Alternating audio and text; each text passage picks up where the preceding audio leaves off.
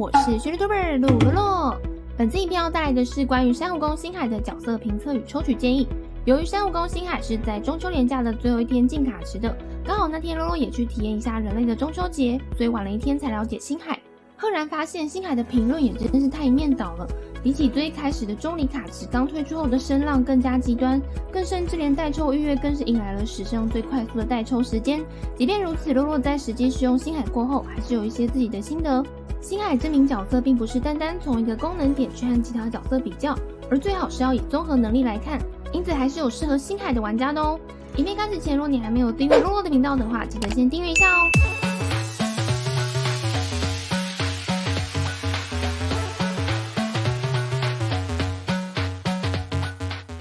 星海为5星水属法器角色，等级突破后增加的是水元素伤害，主要角色定位是回复血量的奶妈，同时 Q 大招和命中的提升将可以为星海带来输出能力的伤害，因此也是一个可奶可 C 的角色。不过被动天赋会降低 100% 暴击率的设定，也注定星海并不是一个要走核爆伤害，或是让大家变相将奶妈完成另外一种跑偏初始定位的框架设定。但即便如此，星海本身的普攻循环倍率在10级就和可莉差不多，只是在重击倍率上比可莉低。但星海的大招和被动天赋效果还可以再增加基于生命值上限的普攻和重击伤害，也让星海有别于芭芭拉，能够在不用替换不同套中的适应物情况下，同时保有奶量和输出伤害的作用。但这里也要特别注意的是，星海本身就不是输出定位的角色，因此在输出伤害方面，也只是让整体伤害平均值高于一般辅助定位的奶妈。同时在拔掉暴击率的情况下，上限的部分也会比较平均，因此不会出现太大的浮动。也因此，请不要随意将其他偏向水属输出定位的角色拿来和星海比较。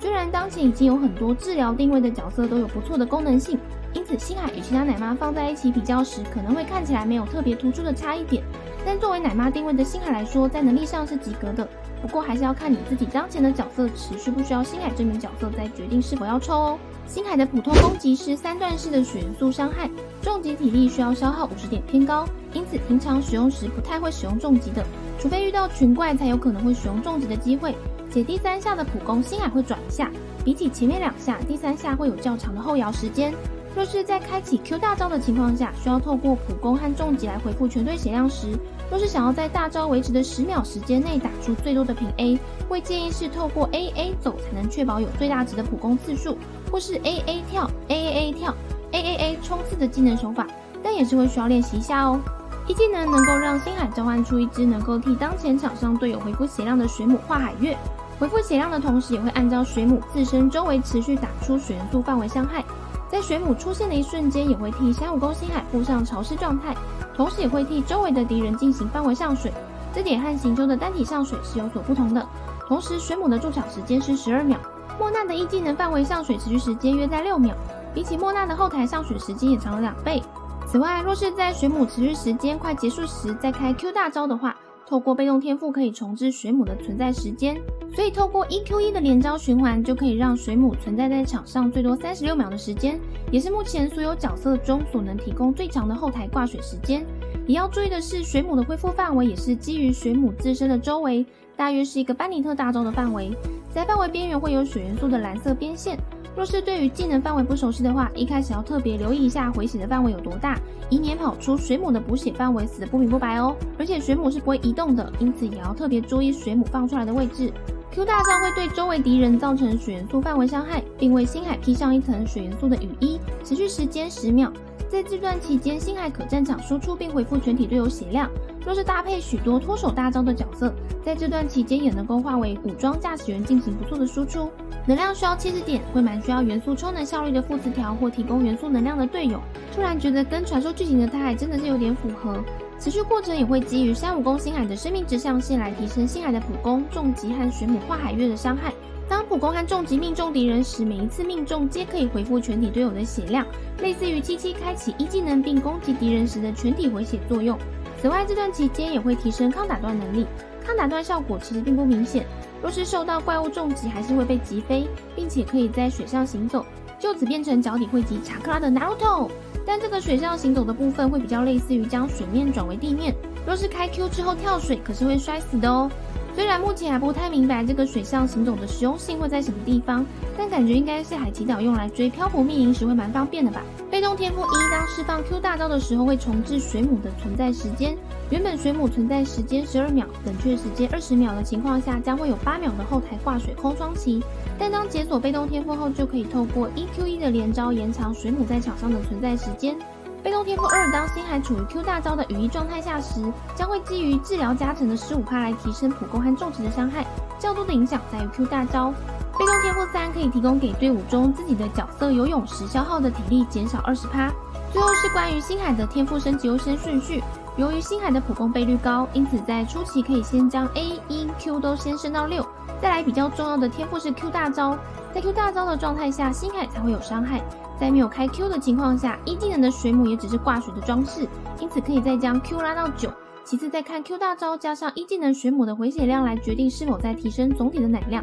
星海的天赋突破材料为周1、4日开放的服饰系列，而等级突破素材主要都在 2.1 版本新开放的海祈岛，需要打新 BOSS 无相之水取得排异之路，以及漂浮密林会掉落的能量盒，还有在海祈岛地区的珊瑚珍珠，在海祈岛约有48颗。在讨伐漂浮密林的路上，应该也可以捡到不少，只是会一直遇到水路或是瀑布等等的路程。若是有需要珊瑚珍珠和密林能量盒的快速效率路线，也可以在底下留言告诉洛洛哦。洛洛会再看大家的需求，决定是否要来整理路线给大家哦。这边也补充，可以到珊瑚宫找到巫女 NPC 望月对话，可以直接获得一次性的珊瑚珍珠4颗哦。而若是天赋技能6以上，则会需要消耗新的周长 BOSS 女士所掉落的浴火之蝶。黎明的星海在奶妈的价值上是及格的。星海并不是米哈游做出来要给你一个平 A 一下奶量爆，除了奶量溢出又不知道做什么的奶牛，或是一个瞬补血量大幅拉满抢走秦团长光彩的奶妈定位，又或是带上暴力输出圣物套装打核爆，偏离了原本的法器辅助奶妈设定，而是一个具备超长时间后台挂水，又可提供伤害，又可以恢复全体队友血量的奶 C。黎明的星海其实就已经具备这些功用，只是这些功用相对于一些已经入坑许久、队伍练度成熟且完整的玩家来说，或许并不是那么需要。黎明的星海所影响的是普攻第3下时会释放额外的鱿鱼，鱿鱼会造成星海生命值上限30%的水元素伤害，而这只鱼并不算在普攻倍率中，因此星海的普攻倍率不会被鱿鱼吃到。我看字幕念到这边都差点以为是鱿鱼了。总之，这个命座的重点主要是提升星海的一些输出量，但追求输出的同时，若有想要开大平 A 最大次数，就请参考前面提到的输出手法咯，在第3下后摇前冲刺或按跳来取消。而追求奶量的极大化，则是采用 AA 走的技能按法。两命的星海会基于星海的生命值上限，使1技能的水母和 Q 大招羽翼状态下的普攻回血，使当前的生命值低于50%的角色获得被治疗量的提升。整体就是提升星海对于低血量角色的回复量，是个追求奶量上限适合提升的命座。但6个命座里面，也就只有2命是最主要影响治疗量的，因此若是追求星海奶妈上限，可以提升到2命即可。3命和5命分别提升 Q 和1技能的天赋等级上限，影响的也就是天赋技能的倍率。4命主要提升的是星海的攻击速度和能量回复，在 Q 大招羽翼状态下可以提升10%的攻速，并且普攻每命中敌人都会回复 0.8 的元素能量。攻速提升的同时，也会提升在 Q 大招期间的最大平 A 次数，同时提高这段期间的总体回血量。因此4命算是一个既能够提升奶量和输出，也能够加速恢复充能的命座，提升算是全面。但以输出面来说，星海其实并不需要特别追求奶量的话，黎命搭配适合的武器和圣物套装就很足够。因此这个命座可以看个人需求决定是否提升。6命的星海可以在 Q 大招羽翼状态期间，在普攻和重击替队友回血的同时，替生命值80%以上的队友带来40%的水元素伤害加成，持续4秒。4秒的时间洛洛觉得有点偏短，若是可以叠加的话或许不错。以当前的水元素输出伤害角色来说，就只有公子、行秋、莫娜，但这些角色其实又有蛮吃定的队伍组合或绑定的队友，因此这个命座若是要套用在其他水元素角色上的话，会有点微妙。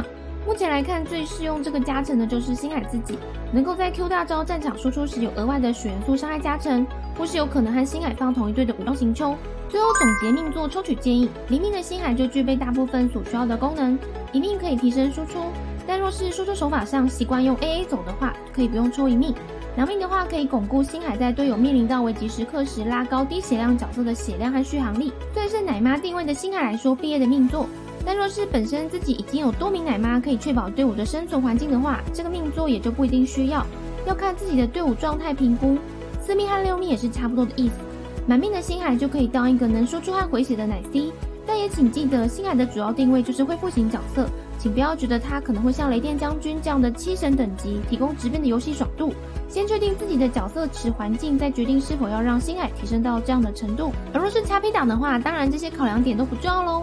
5星武器首要推荐这次的5级 UP 池专武不灭月华，主属性提供生命值趴数以及被动效果提供治疗量和普攻伤害提升，同时还能回复元素能量，无疑是最适合星海的武器。然而武器池的抽取成本较高，一般不建议无氪或微氪玩家砸原石在武器池，除非是强力主 C 或极为泛用的武器出现。因此这次武器池就放了主属性提供暴击率的盘延率，升满90等后可以带来 44.1% 的暴击率，非常容易就可以达到毕业门槛的单手剑。其次，若是想玩输出的星海，可以选主属性提供攻击力趴数的天空之卷。由于5星武器的抽取成本高，但也不用担心，4星武器还有一把可以非常平民向的贴合星海的需要，那就是可以透过锻造打造出来的视作金箔。4星武器可以有生命值作为主属性的武器非常少，而刚好视作金箔就是一个提供生命值主属性、被动效果又适用于星海的武器，加上可以透过原胚打造的情况下，也容易不花原石达到满精炼，是仅次于不灭月华最适合星海的武器。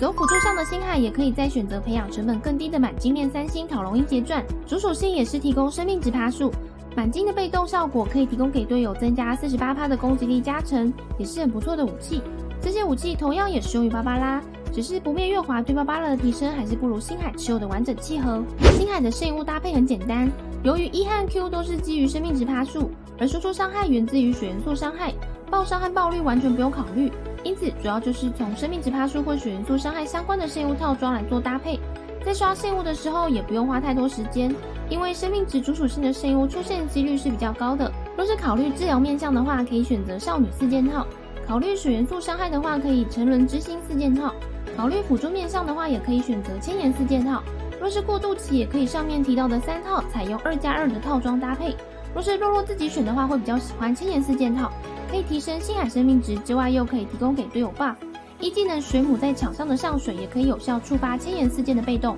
圣物的主属性选择部分，理智冠可以选择治疗加成或生命值趴数，十字虾可以选择元素充能效率或生命值趴数，控制杯则可以选择水元素伤害或生命值趴数。如果是洛洛选择的话，会倾向用治疗头加生命沙加水上杯。副属性的部分则可以多选择有生命值相关或是元素充能效率相关的属性。星海在血量堆到35000左右，就差不多是小毕业的门槛了。若是觉得元素充能不够的话，建议搭配可以回复充能的角色，或是在血量足够的情况下换成充能沙。